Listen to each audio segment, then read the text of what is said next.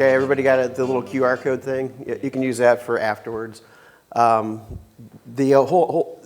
the presentation is going to last maybe 15 minutes if nobody asks questions.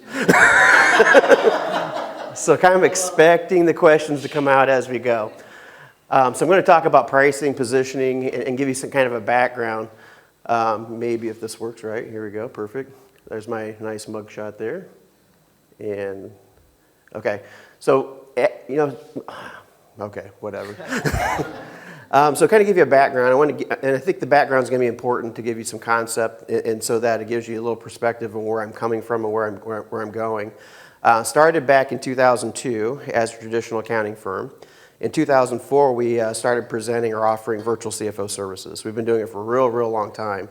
And if you look at the CAS 1.0 definition, we were presenting CAS 2.0 at that point. So we're doing strategy, so forecasting, KPIs, metrics, cash flow management, all that kind of stuff.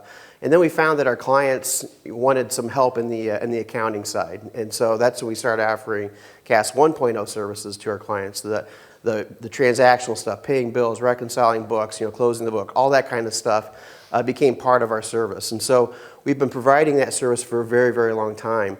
And then in 2007, we started offering what we call subscription-based billing. And what that means, so we've been doing it for a long time again. So what that means is that we were basically coming up with a service, and basically the service was unlimited. So we offered this unlimited service that people can come to us all the time with questions. And we're trying to kind of create this model without any kind of help from anybody else because nobody else is doing it. So we're trying to figure this out.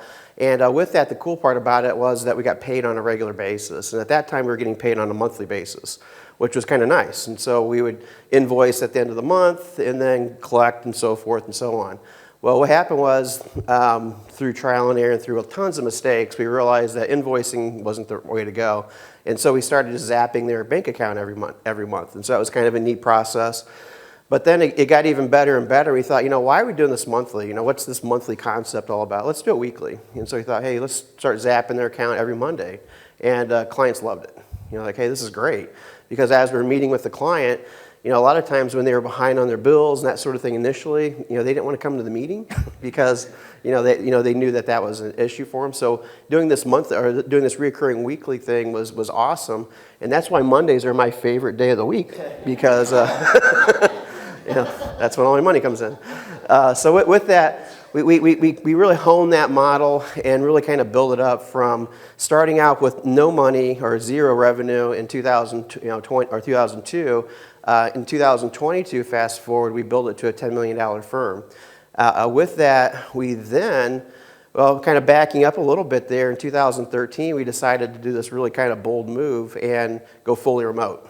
So we were fully remote from 2013 all the way through, of course, until we merged in 2022. So we went from a staff of 18 folks in 2013 to 70 folks in 2022. And with that, merged in with a larger accounting firm. So I sold my practice into a larger accounting firm, and with that, made a ton of money, which is kind of cool.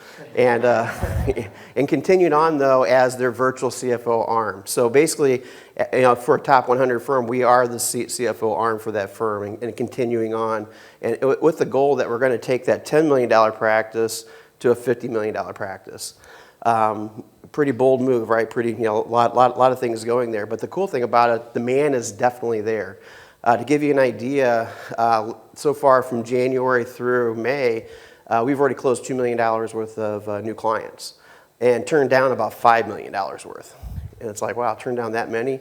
And the reason why is because our goal and philosophy is to have fewer clients, larger dollar amount, which means easier for our team, right? Because as David pointed out in his opening thing, accountants are hard to find. Good accountants are very hard to find.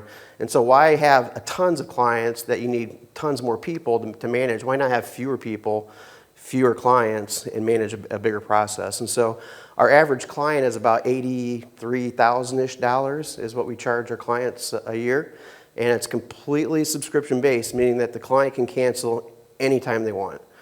Which is kind of cool. So we don't have them in a year contract, 2-year contracts, 6 month, none of that.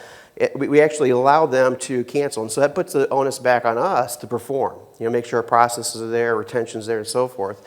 And then we find that our client retention is right now about 92%. So we have a high retention rate with clients, and our average client lasts for about 4.5 to 5 years. So it kind of gives you an idea on that. And so we're constantly looking at churn and some other different variables outside of, we don't look at hourly rates or anything like that, but churn's a big part of ours in making sure that we're right in that thing. Now you see my nice mug shot there, which I like to keep that up there just because I like seeing myself. But if we can kind of talk about the agenda today, what we're actually going to be talking about is I'm going to be going, a lot of speakers will talk about the why, and that's great because you need to know the why, but I'm going to actually show you how we do it. Okay? And so that's why it's going to be super important to ask tons of questions because we're 100% transparent. I'll tell you whatever you want me to tell you. And with that, I'm going to kind of talk about basically our sales process itself, the alternative billing method, and then some recommended tools pricing that we actually use, and we've been using for a long time. And with that, especially with the tools that I'm going to talk about, they change all the time because we're constantly looking for different things. And I'm on the 100% philosophy that tools, people, and processes are really the way to scale. And so what we're talking about with tool-wise, here are some of the general tools that we use. Of course, we use ExpensiCon. And we were one of the early adopters of ExpensiCon way back, gosh, it was like 2007, 2000, whenever ExpensiCon came on the market. We were one of the first to jump aboard there. Plan Guru we use for forecasting. Drav we also use for forecasting. Cash flow tools we use for short-term forecasting, which is a really great tool there. Obviously Excel. And then we use all the different accounting programs. Our Reach reporting is what we use for our dashboarding. And so what we do is we like to basically streamline our processes to make everything very streamlined and simple so we can, again, have the fewer amount of people possible to run an effective market. And so tools are very important to have there. Talking about alternative ways of billing. So everybody understands the different ways of billing here: hourly rate, flat fee, value-based, retainer, and then subscription-based. With the hourly base, we did that for the first 2 years, got rid of it, didn't like it, because what it did, it gave us a disincentive to be transformational, to change the way that people think about accounting and all that kind of stuff. You really couldn't do it hourly. Flat fee was kind of scary because then you've got a fee and then you're stuck, right? Value-based, who understood what value-based even meant, especially back in 2007, right?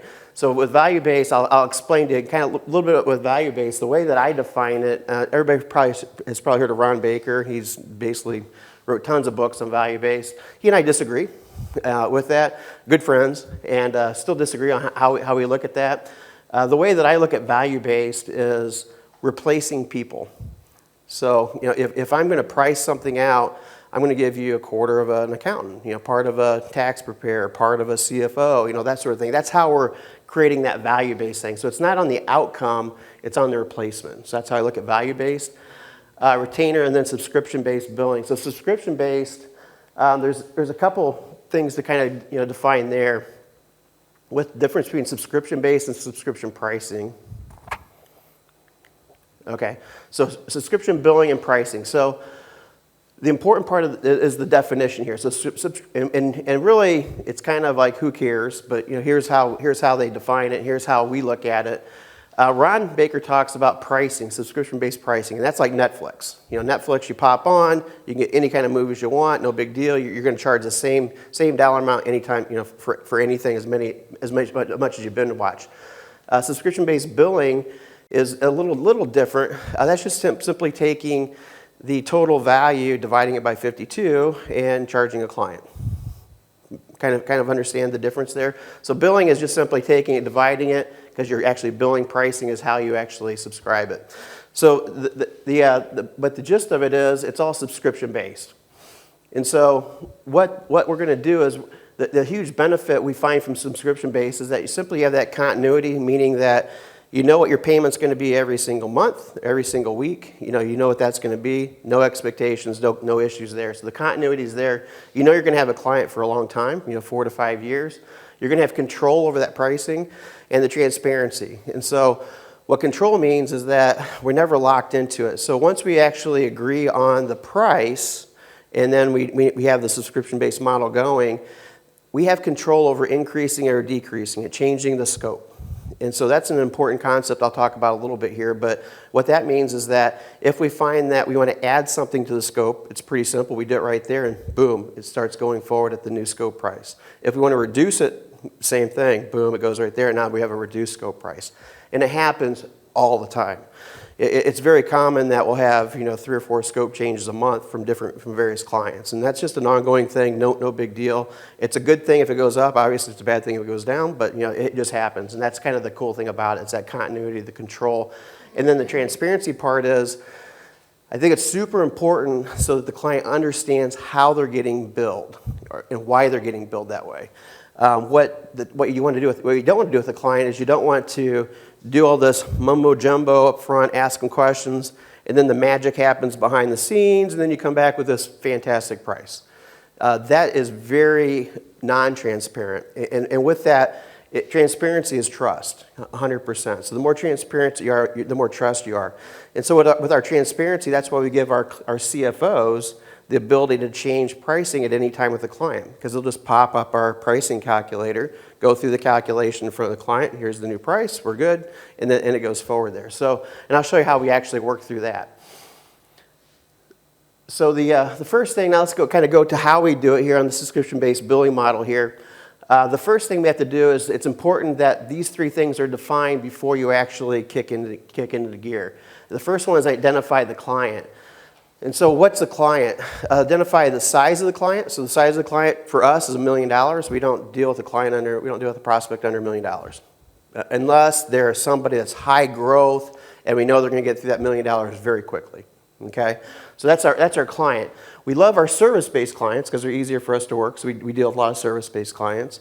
And we've actually niched our service a long time ago to where we work with a lot of creative agencies, so a lot of web design, web developers, SEO, product companies, that sort of thing, subscription-based companies.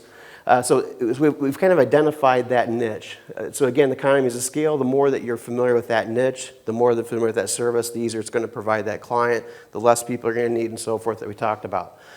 Frequency is also important. You have to identify how often are you going to talk to your people, to these clients. So you're going to talk to the clients on a monthly basis, quarterly. We talk to our clients weekly. We like that, a little more stickier.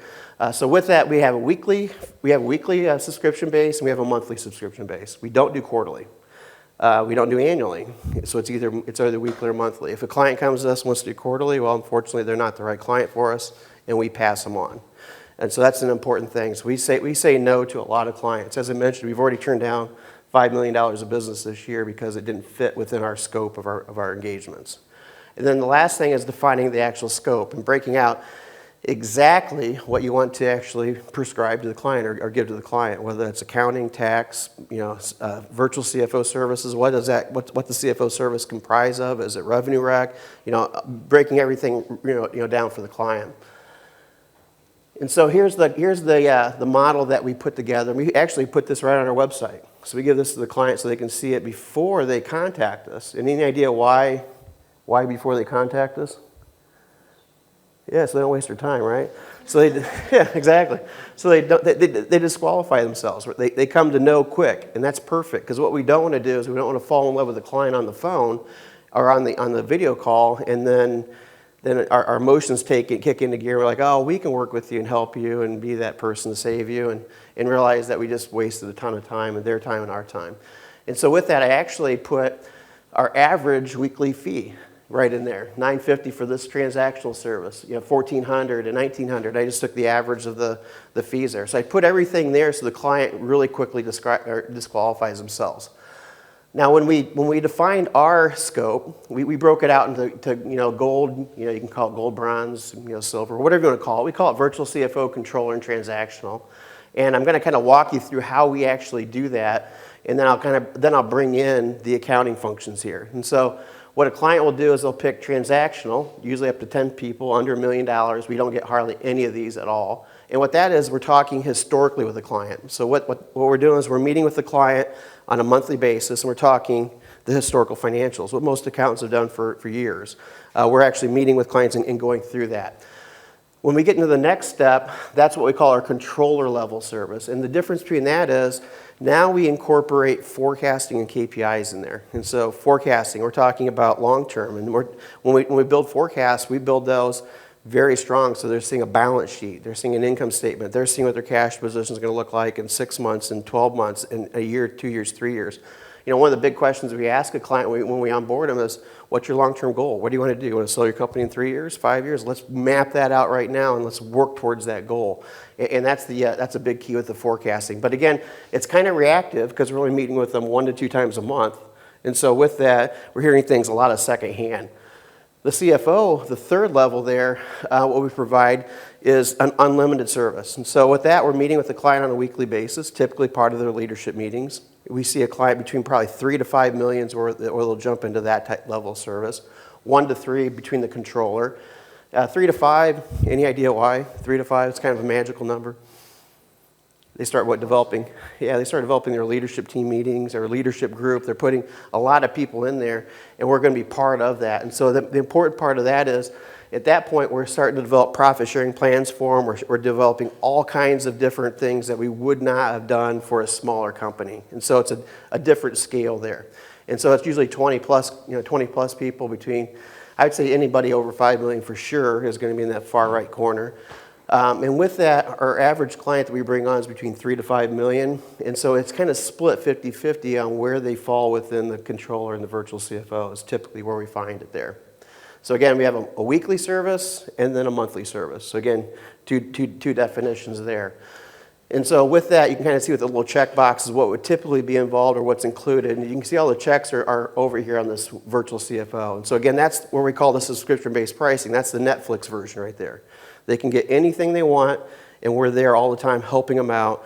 And a lot of times it's us that's actually driving the discussion. Maybe it's a banking relationship. You know, with the bank, the bank closures or the failures, just recently, we made sure that, hey, let's diversify the banks. Let's get everything there. So that's where you really start taking action and taking that ownership as that virtual CFO. And over here, as you can kind of see, pricing scale. So I mentioned flat fee. It's important that this is not a flat fee. It's basically the fee is consistent from month to month or week to week, but the difference is I'm going to price a $1 million company differently than I'm going to price a $10 million company. And so I'll show you how that works here in a few minutes there, but that's an important concept that we have through that. Any questions as we're going through this so far? Is it under? Oh, you got your little microphone there. Mitch, you're not doing your job. Questions are at the end, Jody. No, they're not. They're as we go. So can you tell me a little bit about the team member and department performance? Is that like HR type things, or what are you tracking there? No, we definitely don't do HR stuff. Okay, so what that would mean is that we'll actually break down team profitability and department profitability, and we'll break down individual profitability. So through the KPIs, we're going to, at the CFO level, we're going to break everything out so that you can see, hey, here's everybody's profitability per person. Here's the department's profitability, or maybe a service line, whatever that might be. So we're breaking things down for them at the lowest level so that they can actually make those decisions. Definitely no HR stuff, though. Okay, so I have a couple of questions. Yep. So I see revenue recognition on there. What about like just full accrual financials, like outside of revenue recognition? Do you kind of just standardize where you do full accrual for clients, all your clients, there's no option to do like kind of a lesser modified accrual or something like that? Yeah, so basically it's modified accrual is what we would typically do for all clients. We definitely don't do cash basis. Okay. And the reason being because we're doing KPIs, and it's hard to base KPIs on a cash basis financial statement. It's really impossible. So is there would you price it a little differently for like your audit ready clients that have to be like full accrual audit ready? No, you could. I mean, what I'm pricing here is how we do it, but you could do that. Yeah, if you wanted an extra ticker for that. And then what about like processing? Where does that fall here? Like bill pay, payroll processing? Yeah, that falls right here on this next slide here. Gotcha. Okay. Awesome. So once we've decided the transactional controller and CFO, so we've made that decision which bucket they fall into. Again, 50-50 here, maybe 1% over here. We kind of shy away from this transactional side because we just don't enjoy doing it anyways. With the controller and CFO. So now we bump into and we say, hey, here are the categories that we slide our transactional stuff. Payroll administration, we don't do processing, so we use like Gusto or ADP. We'll manage payroll, not processing. We hate doing that, just so you know. So we mark it up significantly because we hate doing it. If we're going to do it, we're going to get a premium for it, right? Spend management, expense tracking, that's where like ExpensiCon will fall into that category. We find about 10% of our clients have us do a payroll administration. 30% have us do spend management, expense tracking there. Bank reconciliations, that's a complicated one because we can either do it or we can oversee it. We have to do one of the two, because we want to keep that independence there, but we want to make sure that if they've got a person on staff doing it, that we're at least taking a look at it. Because if it's done wrong, then we can, our advice can be really, really bad, when it comes to cash flow management. Accounts payable, receivables, same thing, paying bills and doing invoicing. 30% have us do accounts payable, 10% have us do receivables. We hate doing receivables, so we mark that thing up big time as well. So if we're going to do it, they're going to actually pay for it. And the same goes with the payroll administration and the receivables. We're very strict on processes there. We won't do snowflakey engagements. So meaning that if every receivable invoice going out is going to be different, we'll pass on that one. You say, no, we can't do that. You're going to have to do that in-house. If we can have it very strict and laid out, no problem at all. And then we also reserve the right throughout the engagement. We tell them that, hey, if we find out, because if they pick, and we're honest with the client, we're real upfront with them. Hey, if we're going to fall down, we always tell them it's going to be one of these two areas. And it's not because we did it wrong. It's just there was a communication gap and something got missed. And you might lose a client or you might lose an employee, and we don't want to be that responsibility. So it's important that so I lay it all out. It's important that we actually follow a strict process when we go through it. And a lot of times the client will say, you know what, let's keep that in-house. Perfect, great, no problem. And the same thing goes here. So we allow a client to actually pick and choose on any one of these services there. So again, they pick the controller, CFO, transactional. They could want us to do every single thing in transactional or everything controller and so forth.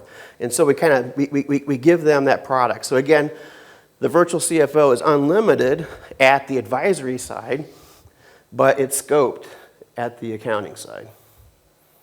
There's a huge importance there. When we first tried this back in, this is a long time ago, we said, you know what, we're going to try this Ron Baker approach before Ron Baker came up with it. We're going to try this great approach. We're going to charge you $1,500, and if you want receivables, payables, we'll do everything for it. And man, that was a disaster.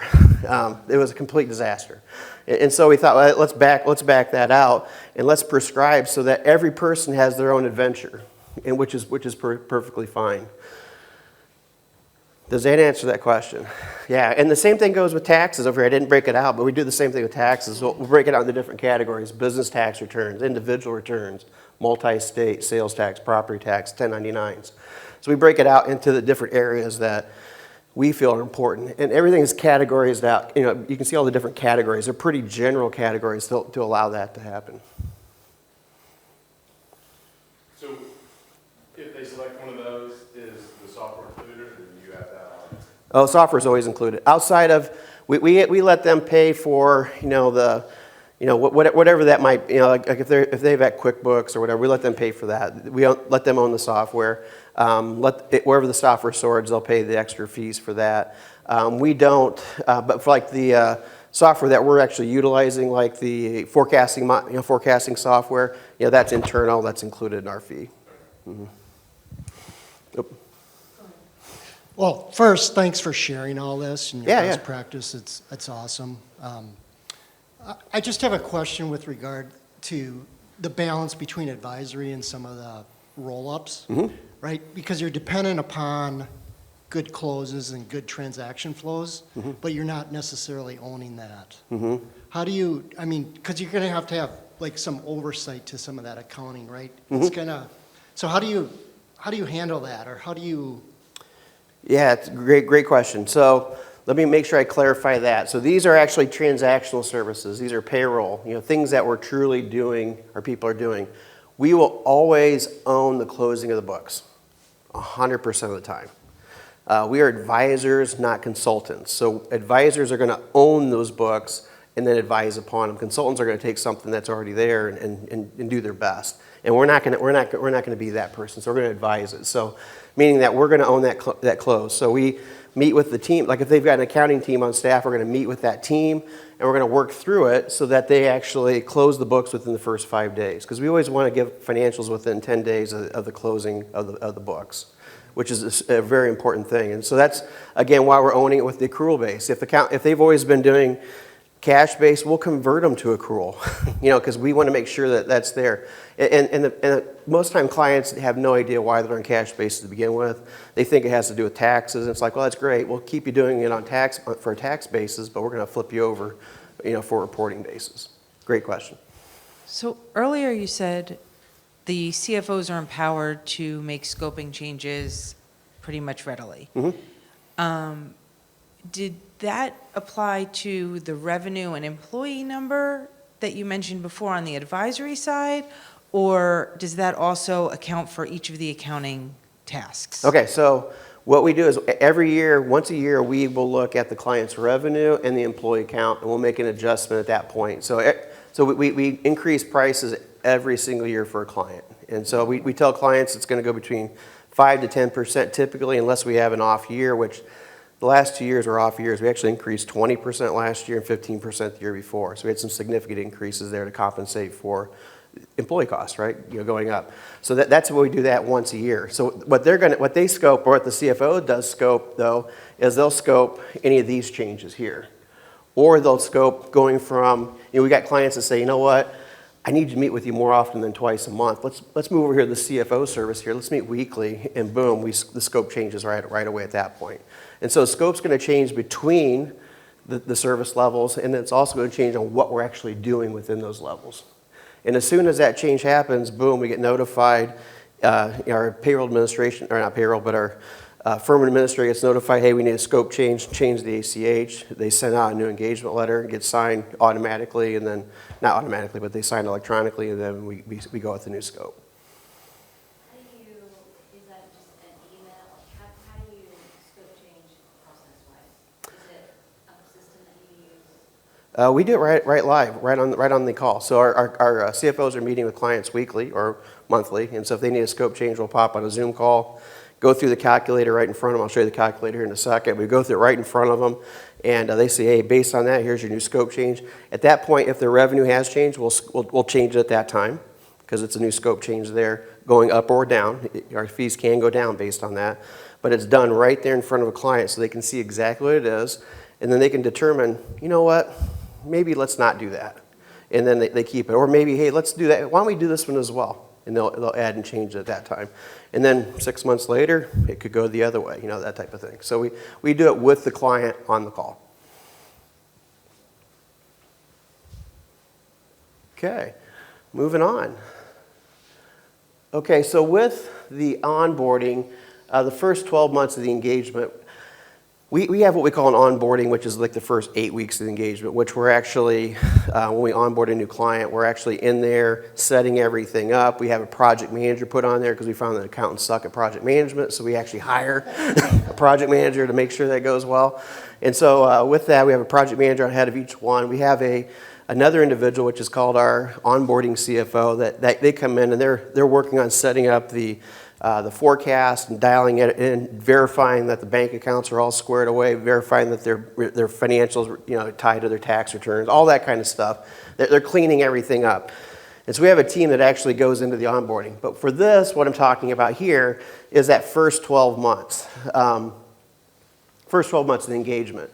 And so if I don't know if you heard the fish model here, but this is the fish model. So when we go from a revenue, when you go from an hourly bill revenue versus a subscription-based bill revenue, here's what happens here. Your revenue is high, costs here, the profit margin is the difference here.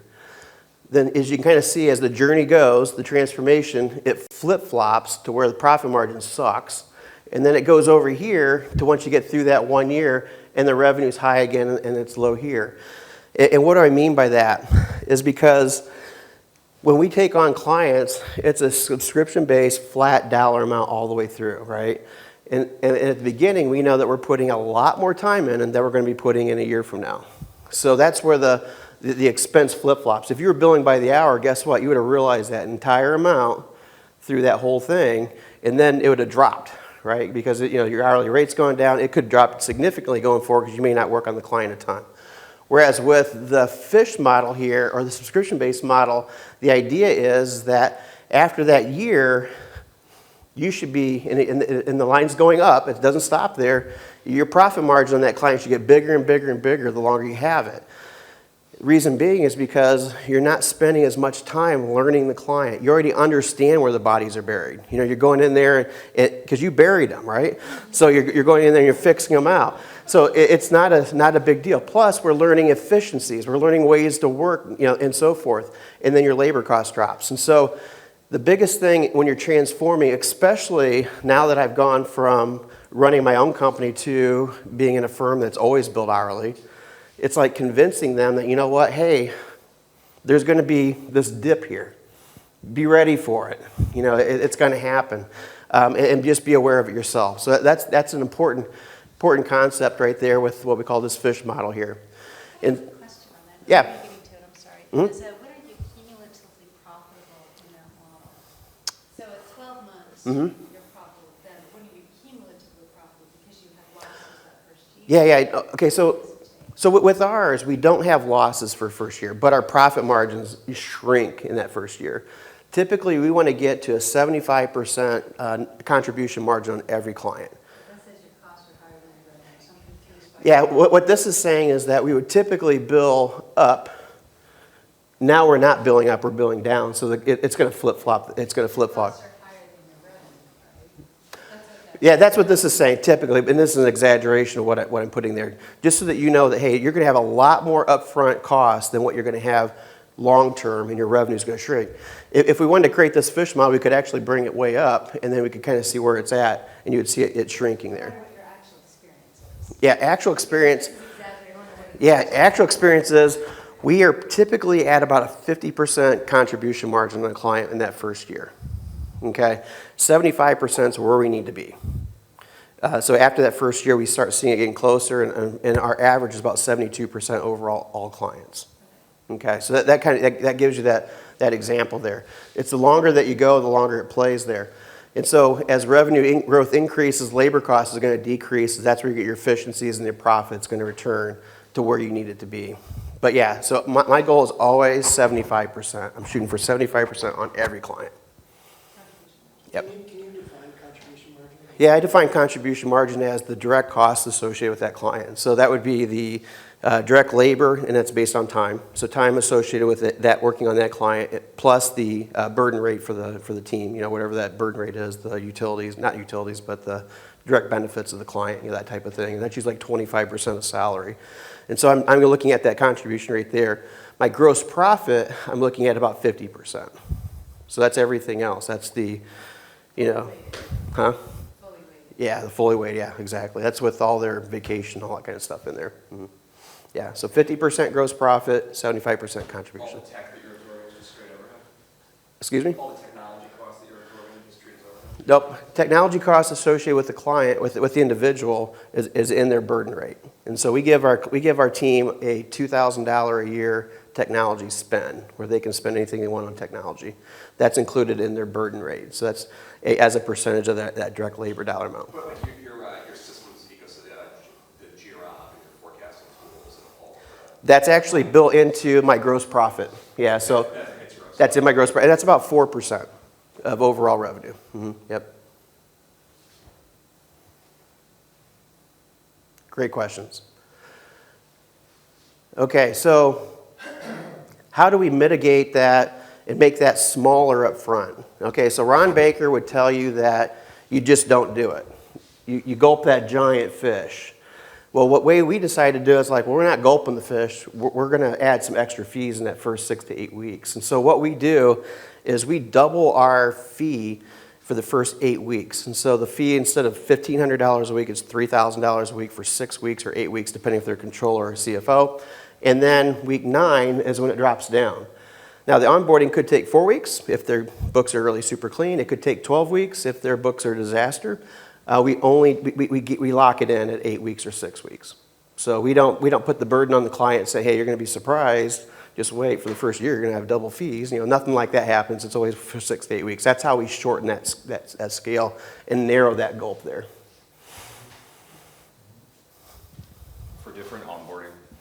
For different onboarding projects that come up, it might be a large historical cleanup. Yep. Will you bill that hourly, or will that still be a flat rate? Or So will we it flat rate that, but we actually put multiples on it. So like, for instance, if we do like a software conversion, or if we have to clean up prior financials, which happens all the time, really. Prior financials happens when the client comes and says, hey, I want to sell.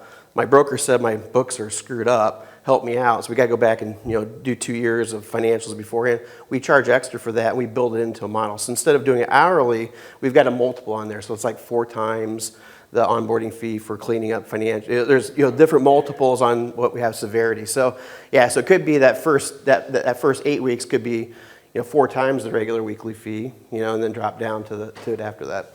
How do So. you know that?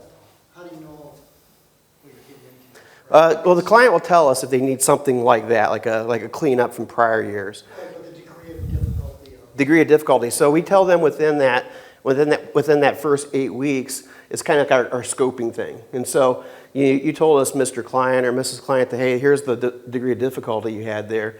And when we come in and find out it's more, we'll then address it right away. Say, hey, your books aren't in great shape like you thought. They're a disaster. Here's what. Here's the scope change. Yeah, right in the onboarding. Yeah, exactly. Mm-hmm. Do you do assessments, and if not, do you have like a certain opinion on, why not to do an assessment? What do you mean by an assessment? So an assessment would be where you kind of procedurally go through all the processes with the client, like questionnaire, and you charge for it. So you charge a flat fee for assessment, and you're going through the books, you're figuring out what needs to change technology-wise, the cleanup that needs to occur, the processes that need to change, and so you charge a flat fee to figure all that out and get to know the client. So I just know. I love that idea. We don't do that. That's actually part of our onboarding phase where we'll go through all their different, everything involved within the process. We'll make sure that their payable process is dialed in. We'll make sure their receivables is dialed in and so forth. And if we find holes in it that, like when we kind of, and I'll show you here in a little bit here, but we let the client self-diagnose how difficult their payable and receivables are.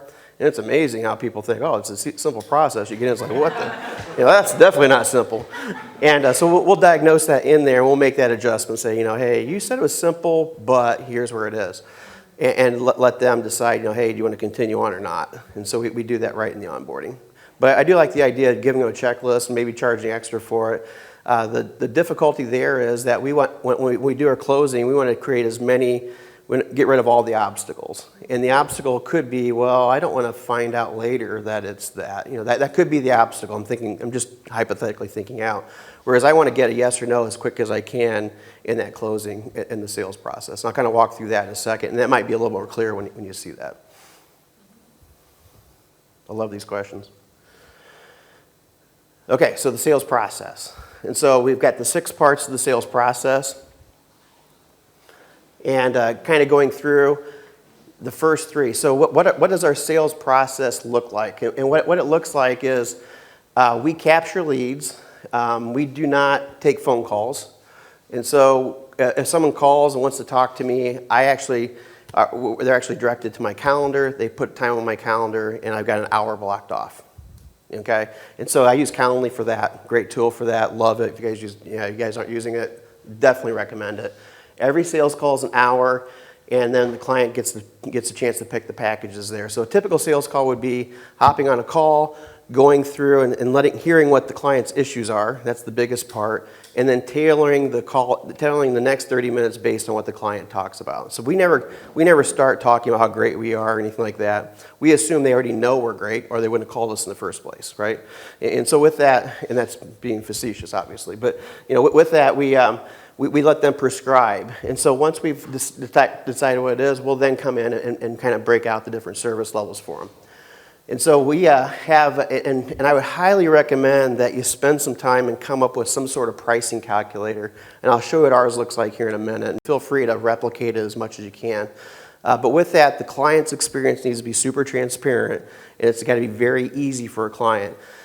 It's kind of funny, we record every prospect call. And the reason why we record is, one, we give them it to the end, follow-up email, that recording's in there so they can review it if they want to, pass it on to somebody else if they want to, which is great. But it also goes to our onboarding team. And so once our onboarding team gets it, they know that here's what the client said all their issues are. They want to make sure they're addressing those issues in onboarding. We don't want one of those deals where I hear the great stories, I pass it on, and the onboarding takes it completely in a different direction. So that's so important to record all the sales calls. And I've never had any client ever push back on that. So here's what our pricing calculator looks like. Okay, and so with that, what we do is we broke it out into different scenarios. And so we had scenario A, B, C, and D. So we can run many different scenarios with the client. You know, do you want us to do this, not this, and so forth. We've got our weekly fee built right down here. And we got it highlighted. Hey, here's the weekly dollar amount that we're going to charge for it. And then just multiply 52, and that's the annual dollar amount. With that, we have the drivers of revenue. So revenue in big numbers. So we got 10 million. In this case, we have 51 employees. So we've got employee count and revenue. And we set it up so that the owner can answer any of these questions. So if you notice, there's not how many transactions you have or anything like that. We don't care. We decide, hey, let's make it simple so the owner can actually answer the questions on the call. And so with that, the numbers are 9 million, 10 million, 8 million, you know, it really up to 50 million or whatever. The numbers are ranges. You know, it could be 40 to 50 employees. You know, the owner knows all that kind of stuff. They've got a ballpark number in there.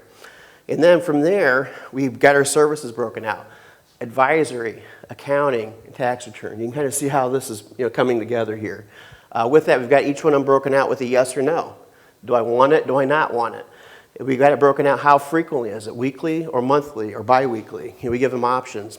We look at accounts payable. How difficult is it? Medium difficulty, low or high? We let them kind of define that. And the clients are typically good with the exception of a few. And then on advisory, we include the 13-week cash flow. And again, we use cash flow tools for that. Great product there. Revenue rec. How many projects do you have open at one time? 1 to 25, 25 to 50.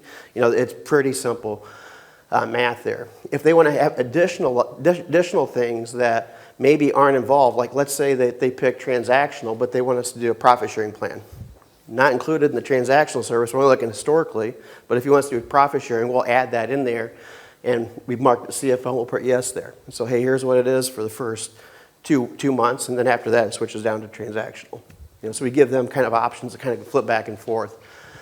We identify their accounting platform, and again, we have a drop down of 10 different accounting platforms. You know, where do you fall? QuickBooks Online, Xero, whatever, Intact, whatever. And then again with the tax returns, the same thing. How many business returns do you have? And we'll expand it. They can put like 10 different business returns in there, so that we price that out. And so what happens is, once we're going through the yeses and nos, we come up with that weekly fee, which is at $42.59 or $1,500, $1,900, whatever that dollar amount is. And then the client can then pick and choose, hey, what, I wanted you to do the accounts payable, but let's back that off and put no in there and see what that does. No, it drops to there. Hey, how about let's have our old accountants continue doing the tax returns. No big deal. We turn them off. Here's their fee. And so it really kind of makes that, arrangement really, really convenient for them. And then we talked about the add-ons here, the one-time onboarding fees, the cash to accrual, restate financial, software migration, sales tax nexus, different things like that we've identified that clients have asked for that, we just didn't want to include. And so if we mark yes or no, then their onboarding fee goes up, over that first 8 weeks. Kind of nice. It's like Carvana for them. I would say again, 90% of the people when they leave our sales, they always say, "That was cool. I appreciate it." No, I don't want your service, but I appreciate it. I'm cool with that. I'm cool with that. So our closing ratio is about 35%. So our closing ratio is 35%, and with that, 10% of our clients close while they're on the call. The other 90% close over the next 2 to 3 weeks is typically how it works. So all of your salespeople are your CFOs? No, so our salespeople are not our CFOs. Our CFOs only do change orders for their existing clients. We don't want our salespeople to be CFOs because they suck at being a salesperson. And do you find that they make mistakes on your salespeople? Do they make mistakes on these things? No, because it's fairly simple. Do we do accounts payable, receivables? No or yes. I mean, they're not. They can't. We designed it so they can't make mistakes. And we designed it so that if I took a call and you took a call, we give the exact same price. And that was important because what would happen is I would do these prices and then my partner would be like, I can't charge you for that. And then he'd change things around and all of a sudden we got two different prices, either higher or lower, and then that doesn't work in our model. So who are the salespeople? Salespeople or their accountants? No, actually, it's kind of funny because we don't have business development people, and it's going to be kind of funny because I take a lot of the calls myself. My partner takes a lot of the calls, and then we've got a few other CFOs that are fairly decent. They'll take the calls in the event that neither one of us can do it because we both speak a lot, so we're not there. And so the idea is that anybody can take it. The nice thing about it is we can't really justify having a business development person because people are calling us. We're not reaching out, targeting. We're not doing that kind of marketing. People are coming into us with the marketing. Great question. Just, Yeah. why are you turning down so much work, right? If you know what your close rate is, you're basically how many leads you're getting. Yep. What's going on in the forecast or whatever? Yeah. So I need to have a 75% contribution margin in order for my world to go around, based on my pricing and everything. And I don't want to, if I got my CFO working on 18 clients, which is what a typical CFO will engage with, half of them are monthly, half of them are weekly. The more that they work on different clients, then the less they're going to give to the other clients, right? Because you only have so much time in the day there. And so I want my client experience to be exceptionally high. I find that if I gave my CFO 30 clients, my client experience is going to be a lot lower because we're selling it for a premium. Right, but so you got two levers there, right? You can either add more CFOs or you can get get to basically accept a higher price, right? So are you losing on cost or is it? Yeah, because as I add more CFOs, I've got sunk costs in there until we get to they're profitable. Because my CFOs, I'm paying them $135,000 base pay, then they get a variable comp based on their book of business. So our top CFOs make $225,000, $250,000 somewhere in there. Our average CFO probably makes about $180,000, $190,000 based on the book of business they're managing. Also, that decreases your cost of carrying a bench too, right? Yeah, but my bench is from 0 to 135. let's say they get to $650,000 in clients. Yeah. And so the more CFOs I have there, the more the more bench I got, or more gap I've got between where they're super profitable. So I guess my question is like that $5 million, is it because you have a lot of leads that are falling off after this pricing discussion, like you just determined they're not going to hit your margin targets? Yeah. Not in our margin targets. That's the primary reason. Yeah, which is a great question because that's what when I went to Anders, that their thing is, well, let's pick up all these smaller ones and fill the gaps and stuff. I go, well, if we do that, my team's not going to have time to work on the clients that are paying us $120,000. They're going to be working on this $10,000 project. And you only have one leverage model. You don't have a higher leverage model for to basically hit your margin targets on somewhat smaller accounts. No, we don't have that. So the CFO level is on every single account. Yep, CFO is going to be everything. Yeah, yep, exactly. How do you find your CFOs? Like, what are you looking for, experience-wise, background? Yeah, so I'd say half our CFOs are CPAs, half aren't, and that's pretty consistent with the industry, actually. A lot of them are finance people. The biggest thing that a CFO can do is they have a high EQI, high emotional intelligence, and they can really speak with people. And they don't speak accounting. None of our clients want to hear accounting. They don't.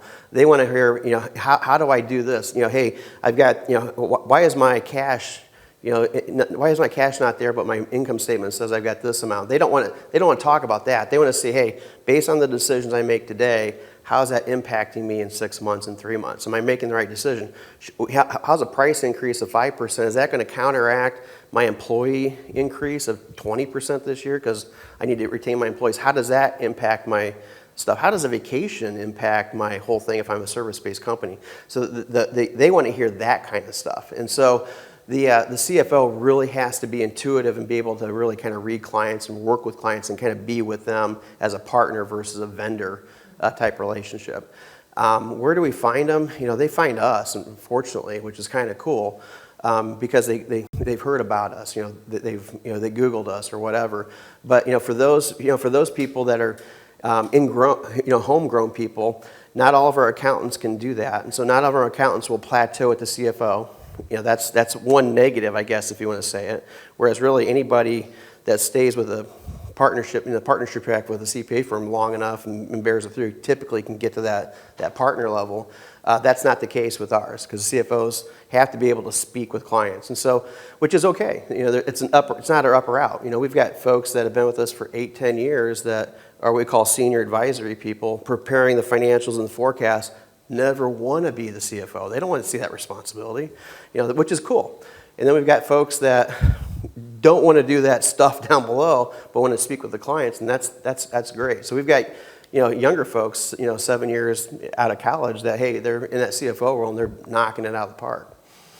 So yeah, so you have to just, that's the big thing. And I would say there's not a magic bullet. You know, we're good at it sometimes and we're bad at it other times. Yeah. I assume you're looking for, like, generally speaking, someone with CFO past experience, right? No, not even that really. Somebody that can speak with clients. Somebody that can look at data and speak with clients. Everybody in this room would be a great CFO. You know, you wouldn't be here if you weren't. You know, and so you got to look for, hey, how would I find me? Because that's what it comes down to. Because every one of you guys would be a great CFO, no doubt about it. I have 2 questions. Oh, sorry. Yeah. Are your CFOs on the partner track in the new firm? Mm-hmm. And you mentioned that 18 is about the number of clients per CFO. Mm-hmm. What is the revenue? Between probably 1.5 million and 2 million. Thank you. Yeah, and they all are on track for that. And again, this is a new transition, right? We're within the first year and a half-ish type of thing. But with our CFOs, our CFOs maintain a bigger book of business than most of the partners actually in our company, which is kind of different. But they're not responsible for getting that book. The company is responsible for getting the book. So it's a little different. They're not responsible for having a certain billable hour, but they manage a bigger book of business. You know, there's a lot of differences, nuances that we're working through with the traditional way that an accounting firm functions versus how we function. And so far, it's working pretty well. I thought I might have heard you wrong earlier Mm-hmm. in terms of the average salary for a CFO. Mm-hmm. What was the range that you said? 135 is our base, and then from there it goes up to 250,000. Okay. Mm-hmm. Yeah, and our average is probably about 190. Okay. Mm-hmm. Yeah, which is also important because you don't want your CFOs to be hired by your clients. So don't make it too small, which that's happened to us before too. But put it in a range where the CFOs feel like, hey, I'm being fairly compensated for what I'm putting forth. And if I don't want to work 18 clients, and I only want to work 10, and I'm doing an $800,000 book, well, then my salary is going to be reflective of that, and I'm cool with that. So it gives them the autonomy to actually say no or yes on picking new clients up, which is kind of cool, until they get to the number that we have to cover their base. I just had a follow-up with your clarity for life cycle of your client for 4 or 5 years, I think you said? Yep. Why is that? What? That's 4.5 years. So 4.5 years right now. It's probably higher because we continually pick up a ton of clients. Like right now, we picked up already 23-ish clients this year so far that are in the 0 to 1 year mark. So it's kind of bringing it down a little bit. So our typical client's 4.5 years. The retention rate is about 92% right now, and that varies year to year. Sometimes 88, sometimes 96 or whatever. We typically see clients leaving because we got them to their end game, which they've then sold their practice. And that's accounted for about 7 of them so far this year that have sold just from January 1 to May, which they're no longer a client. So they fall off of that retention. So basically acquisition is... Acquisition is the biggest reason, yeah. Fit would be the second biggest reason. And fit means that we got them in there and we found out they're treating our team like trash. Yeah. They're gone. Yeah. Yeah. Or we're just not a good fit for them. We weren't what they thought we were, whatever. And then they leave. And so that happens as well.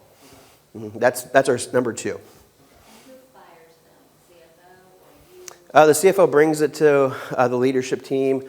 We have the option of changing CFO because it could be just a personality match. And so we'll flip a CFO. If it's 2 CFOs, the client's gone. Mm-hmm. Back to your point about most ideally, right, the ideal situation is that a merger happens, an acquisition happens, and that client leaves. Mm-hmm. Will you help facilitate will the CFOs help facilitate that transaction? Yep. And how do you go about Okay, for that? so I kind of lied to you. And so what we do is we get to that LOI. So once they get to the LOI, we go hourly at $250 an hour. Yep. Because the LOI is all over the place. We haven't figured out a way to flat fee or to monetize that. We could monetize it based on sale or what, yeah. But we go hourly at that point, and then if it cancels, we bump it back down. But we're still charging our regular weekly fee in addition to that. Yeah, absolutely. Yep. Mhm. So I did lie to you on that. Sorry about that. No worries. And do your CFOs just report hours when they're not out? Yeah, they always record hours because we need hours in order to determine profitability. But, I mean, you might be carrying a full book, right? Yeah, they're carrying a full book. Yeah, and so we usually bring our onboarding CFO in on that conversation. So there's going to be two people two people at a high level tackling that job. That's a great question. Otherwise, they would all the rest of their clients would suffer. Mhm. Yep. I have a last quick question. Do you have any clients that are startups? Startups, yeah, we have a few. So startups, but only highly capitalized startups. If they're not highly capitalized, we turn them down completely. Mhm. Yeah, because again, we don't want to be their biggest expense. It's hard to come to a meeting when you're the expense that's always being looked at as being chopped. You mentioned on one of the slides that your fee increase is higher the first year as a way to flatten the fish or Mhm. make the fish smaller. Yep. Is that something that you are transparent about? Mhm. Like right here, you say next year's minimum fee increase is going to be this percentage? Yeah. Or do you determine it yearly? So what we do is we tell our clients that in that first year, those first 8 weeks, your fees double or more, depending upon if they picked other things.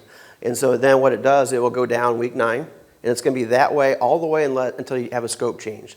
And then at the end of the year, which you can see down, I don't know if you can see here, but we have it here. Every month, our fee increases. And I tell the clients we increase our fee based on what we increase our pay to our employees. And so if we typically give 4% raises, your fee will increase, roughly 4%.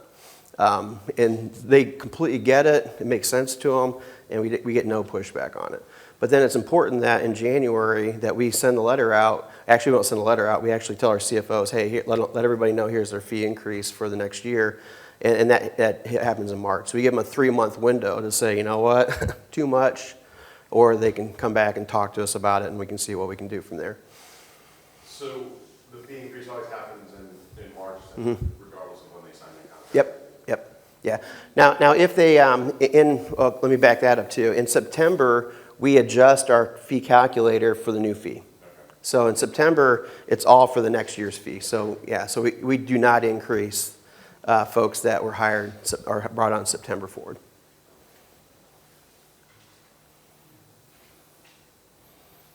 Do you out of scope, or is there like a certain listing of things that you would out of scope for, like just like a technology change in the middle of the year? Do you just try to, At the CFO level, no. Yeah, that's just part of you have a budget for part of life. other? Yeah, because we know 75% is what we're shooting for over 12 months. That client could jump down to 65% for a little bit, but we know it's going to bounce back up as soon as that's over. So we're always looking at the long-term game.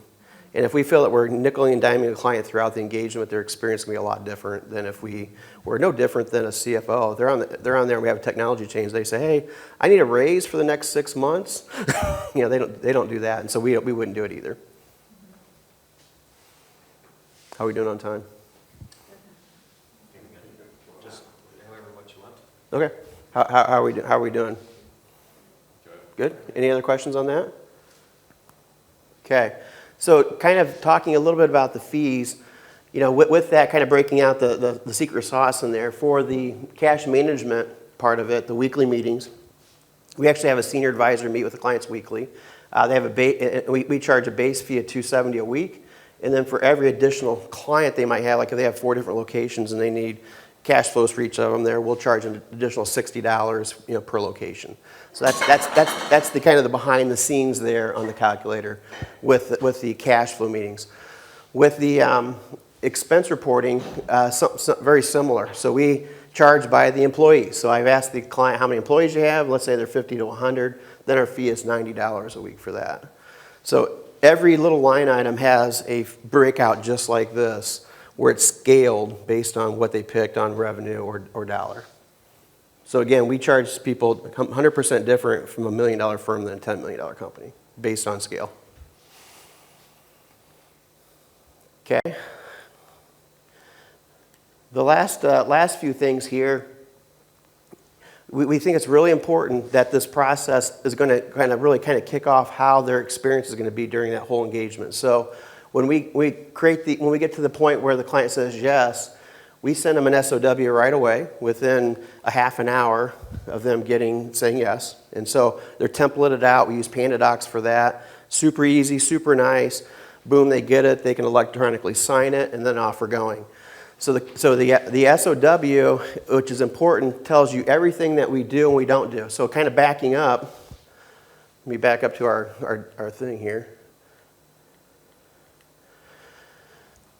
It's going to say, no, we don't do payroll administration. Yes, we do this. No, we don't do this. No, we don't do this. Yes, yes, no, no, no. So it's going to look just like this in a statement of work attached to the engagement letter, or MSA, or whatever you want to call it there. It's really important to point out the no's. Again, a mistake that we had, we didn't point the no's out, and we got sued saying, hey, I thought you were going to process our payroll. I'm like, dude, we didn't even do your payroll. You did it yourself. That was your job. And it's like, so then we had to go back through and say, hey, no, we don't do payroll processing. No, we don't do this. We learned from experience that you need to point the no's out. But the no's are great, easy upsells. Mm-hmm. Okay, so really important on that SOW.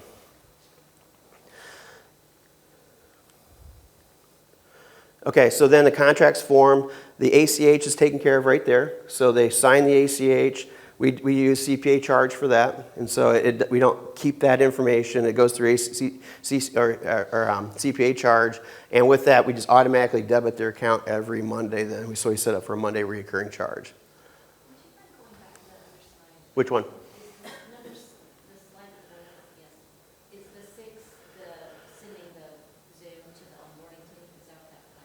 Yeah, I'll show you here in a second. So 6 is the engagement begins. Yeah, that's my fun part. That's when my money starts kicking in here. So the engagement begins, and that's where the onboarding team takes it, and then they scope it out. As they're scoping out, they'll tell the client at that point, hey, based on what we see here, your onboarding is going to take you 12 weeks because we're still going to bill you 8, but it's going to take you 12 weeks. So don't expect us to be done at that point. But at the same point, we're doing other things. We're still meeting with them on a regular basis throughout that onboarding. We're meeting with them weekly to go through things we can actually talk about. So the engagement starts, but they're not fully transitioned for that 12-week period or 8-week period or 20-week period or whatever that might be. So we tell them what's within there, and we scope it out, and we give them updates every week on how it goes. Another important factor is we always send them client satisfaction surveys every week through that engagement so that they can respond back to us and say, hey, team's doing a great job, or man, this is so slow, what's going on? And so they give us that feedback, which is what we want to hear because we don't know otherwise. Every week of onboarding, yeah, they get a survey through Ask Nicely survey. After that's once a month. How many questions? Just one. How's the team doing? And then they just simply 1 through 5, they mark it down, and then they leave comments, which is awesome because then we can give those feedback to our team. Hey, they just said you did a great job. We can promote it amongst all the CFOs, and then we do the same thing when we screw up.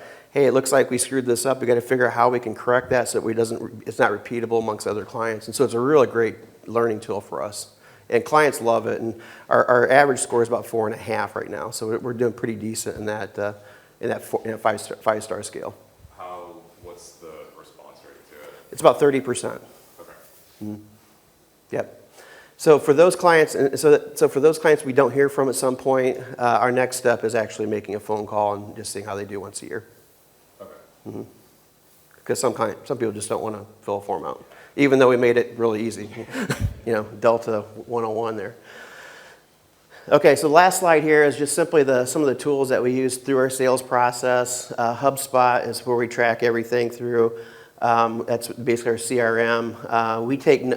I take vivid notes on OneNote. I love it. It's connected. People can see my notes. I'll then do a copy of the recording. I'll attach it there, and I'll do a screen share of the pricing calculator we talked about, attach it there. So everything is there. PandaDoc is what we use for our signatures and for our stuff, calendar, Zoom, and CPA charge, the ones I mentioned there. So hope this was helpful. Hope this was informative.